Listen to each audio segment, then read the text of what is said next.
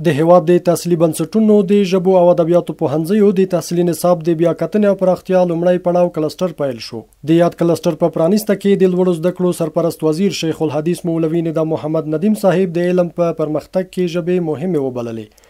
علم چې هر علم یې ترجیح الافضل دی، که دنیوي علم دی که دینی علم دی، مطلق علم تر جهالت بیا دی.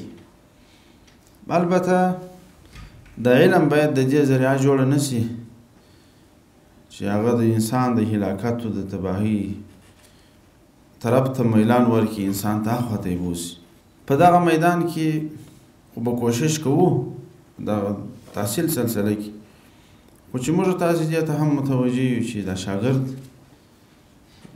په دې باندې پوه کړو چې ګوره دا ژبه خو زده کړه، د دغه ژبې څخه بیا داسې استفاده وکړه چې په هغه استفاده باندې ستا ګټه اسلام ته ورسیږي، خپل وطن ته ورسیږي، خپل حریت ته ورسیږي.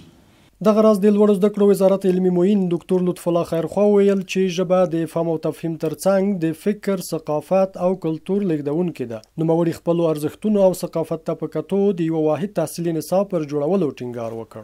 دغه نسل ټول د موږ او تاسې په لاس کې دی. څه ډول کولی شو دا نسل وژغورو؟ په فکري لحاظ باندې، په علمي لحاظ باندې.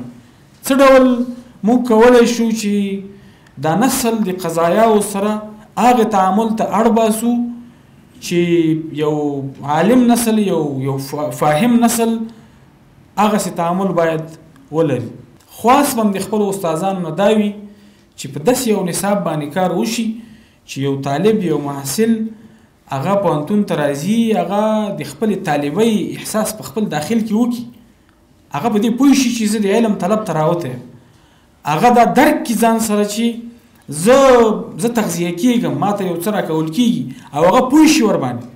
وروسته د لوړو زده کړو وزارت د تحصیلي نصاب رئیس مفتي عبدالرؤف فراهي د هیواد د تحصیلي بنسټونو د ژبو او ادبیاتو پوهنځیو د لومړي پړاو کلسټر په اړه معلومات ورکړل. خوښ او خوشحاله یو چې یو ځل بیا د هیواد د زیربنایي کارونو په لړ کې چې هغه د تحصیلي نصابونو تدوین، بیاکتنه، پراختیا او د اصلاح موضوع ده په دې اړه سره راټول یو، او په نننۍ غونډه کې زموږ تاسې د لومړي دور یا د لومړي پړاو کلسټر د 14 ژبو او ادبیاتو نصابونه یا رشتو باندې به انشاءالله چې د 15 ورځو لپاره کار کیږي.